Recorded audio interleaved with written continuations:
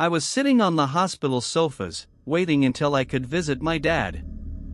He had been fighting cancer for 6 years, but for the past 3 months, he'd been stuck at the hospital. I was worried that it was time for him to go soon. I rubbed my sweaty palms on my jeans as a doctor started walking towards me. "Hey, you waiting for Mr. Carson?" the doctor asked, his voice a mix of sympathy and clinical detachment. I nodded, swallowing the lump in my throat. "Yeah, how is he?" The doctor sighed, glancing down at his clipboard. "It's been a tough night. His vitals are unstable, and we're doing our best to keep him comfortable. You can go in, but please keep it brief." I thanked the doctor and made my way down the sterile corridor, the harsh fluorescent lights flickering overhead. The air felt heavy with the scent of antiseptic, and an unsettling chill ran down my spine. As I reached my dad's room, I hesitated for a moment, steeling myself for the inevitable. Pushing the door open, I was met with the sterile ambience of medical equipment and the soft beeping of monitors. My father lay there, his once robust frame reduced to a mere shell. His eyes, though, held a glint of recognition as I entered. "Hey, Dad," I whispered, pulling a chair closer to his bedside. His weak smile attempted to reassure me, but it only deepened my concern. Over the next few hours, we talked about everything and nothing. Memories, laughter, and even tears filled the sterile room. As the night wore on, a deep exhaustion etched lines on my father's face, and his eyes fluttered closed. "I love you, son," he managed to murmur before drifting into a fitful sleep. Leaving the room, I couldn't shake the feeling that something was amiss. The hospital corridor felt colder, and the air seemed charged with an eerie energy. Dismissing it as fatigue and stress, I decided to get some fresh air. Days passed, and my father's condition deteriorated. It was on one ominous night that I received the call. His battle had come to an end, leaving me with a profound emptiness and an unresolved grief. Unable to cope with the pain, I found myself returning to the hospital, drawn to the room where he had taken his last breath. It was then that I began to notice strange occurrences, flickering lights, unexplained sounds, and an unsettling feeling that I was not alone. Desperation fueled my research into the paranormal. The hospital staff dismissed my concerns, attributing the occurrences to the stress of grief. But deep down, I knew something more sinister was at play. Late one night, guided by an otherworldly pull, I found myself standing outside my father's room. The air turned icy, and a ghostly figure materialized before me, my father's spirit, trapped between realms. His eyes, once full of life, now held a plea for release. "I can't move on, son. There's something keeping me here." Determined to free him, I delved into the hospital's history, uncovering a dark secret buried in its past. A malevolent force, a lingering darkness that preyed on the souls of the departed, had ensnared my father. Armed with newfound knowledge, I embarked on a perilous journey to break the sinister hold on my father's spirit. Occult rituals, ancient incantations, and confrontations with the supernatural became my nightly routine. The hospital, once a place of healing, transformed into a battleground between the living and the dead. Whispers echoed through deserted corridors, and unseen entities tested my resolve. As I neared the heart of the hospital's haunting, the malevolent force fought back with a vengeance. Shadows danced in the corners of my vision, and ghastly apparitions sought to deter me. But the love for my father and the determination to free him fueled my every step. In a climactic confrontation, I faced the darkness that held my father captive. The air crackled with energy as the ethereal battle unfolded. Ancient words reverberated through the air, breaking the malevolent force's grip on my father's soul. As the last incantation left my lips, a blinding light enveloped the room. I felt a surge of warmth, and when my vision cleared, my father's spirit stood before me, free from the chains that had bound him. A bittersweet smile played on his translucent face. "Thank you, my son. You've given me peace." With those words, he ascended into the light, leaving behind a sense of closure and a hospital no longer haunted by the lingering darkness. As I stood in the now silent corridor, I couldn't help but wonder how many other souls lingered in the shadows, trapped between worlds. The hospital, once a place of healing, had become a nexus of the supernatural. My journey to free my father had ended, but the echoes of the afterlife's mysteries lingered, leaving me to ponder the thin veil between life and death that shrouded us all. Story 2. I always had a fascination with the macabre, an unquenchable thirst for the unknown. That's what led me to the old St. Agnes Hospital, a decaying relic on the outskirts of town. The abandoned wing, whispered about in hushed tones, beckoned me like a siren's call. It was said to be haunted, plagued by the tormented spirits of those who once suffered within its walls.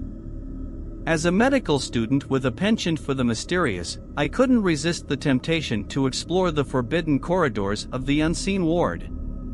Armed with only a flickering flashlight and my own audacity, I slipped through the rusted gates under the cover of night.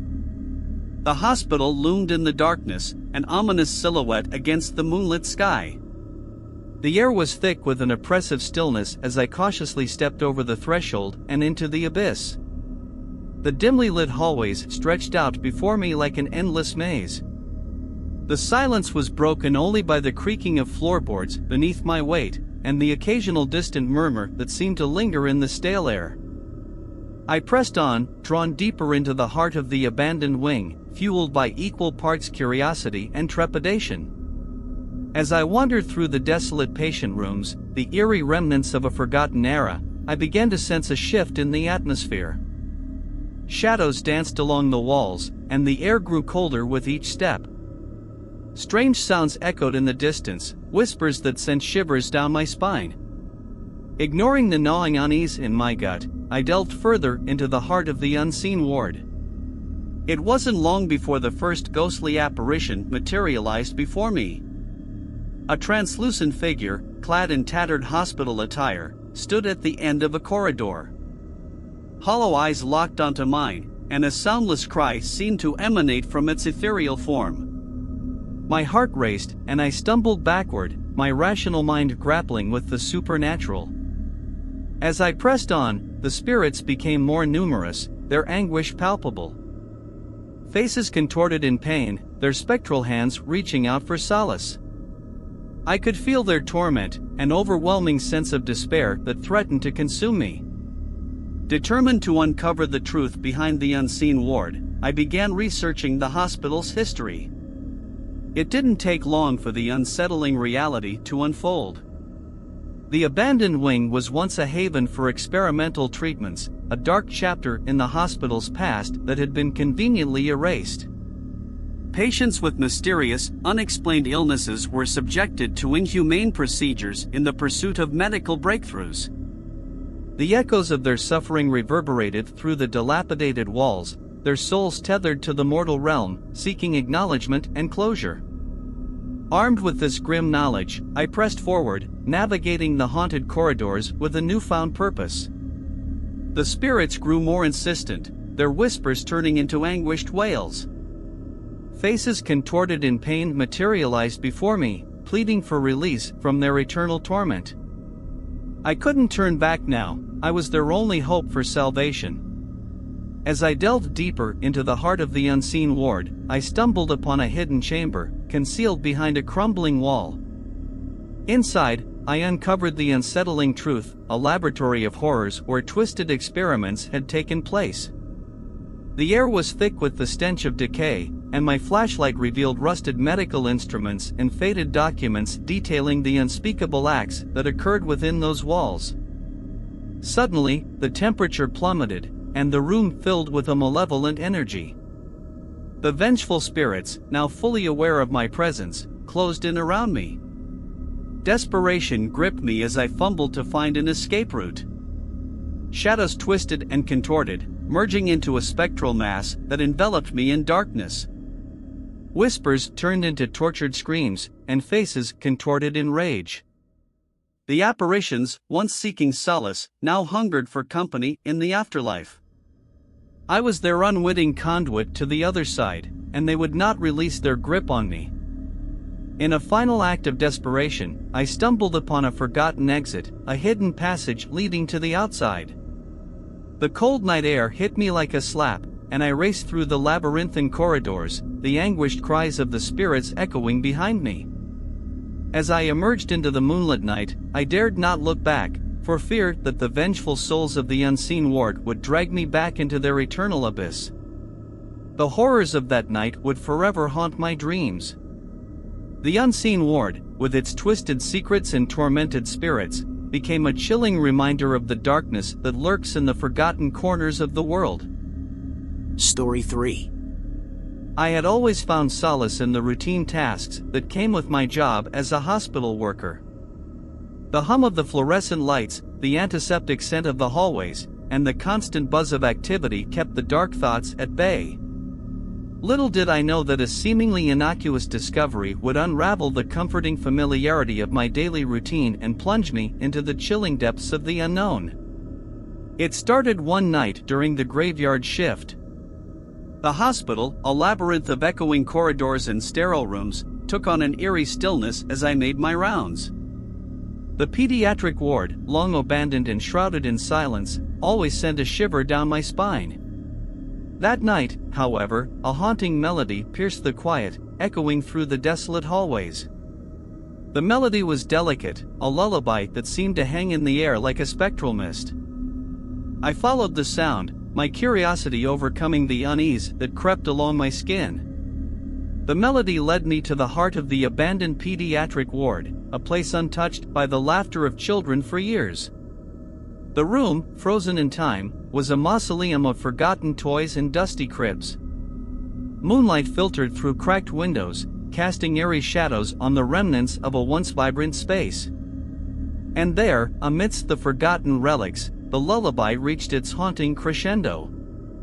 My eyes fell upon an old music box, tucked away in a corner, its once colorful paint faded to a ghostly pallor. As the last strains of the lullaby echoed, the room seemed to come alive with a spectral energy. Toys stirred as if moved by unseen hands, and the air thickened with an otherworldly presence. Compelled by a force beyond my comprehension, I reached for the music box. Its delicate melody ceased as I opened the lid, revealing a ballerina frozen in mid-twirl. The chill in the room deepened, and a voice, soft as a whisper, filled the air. "Sing for me," it pleaded. The room came alive with apparitions of children, their translucent forms swaying to the invisible rhythm. Each one bore a sorrowful expression, trapped in a perpetual state of longing. My heart pounded in my chest as I realized I had stumbled upon something far more profound than a mere melody. Driven by an inexplicable compulsion, I delved into the hospital's archives. The pediatric ward's history unraveled before me like a ghastly tapestry. Decades ago, a tragic fire had claimed the lives of several children, their innocence extinguished in the merciless blaze. Among them was a little girl named Emily, known for her love of music boxes and lullabies. The connection sent a shiver down my spine. Emily's spirit lingered in the abandoned ward, her soul tethered to the music box that once brought her comfort. She yearned for someone to hear her song, to acknowledge the tragedy that befell her and her companions. Determined to bring peace to the tormented souls, I embarked on a quest to uncover the truth and set their spirits free. The hospital archives held the key to a long-buried secret, a neglectful act that had led to the devastating fire. The truth, concealed for years, was a festering wound that demanded acknowledgement. Armed with this revelation, I returned to the abandoned ward.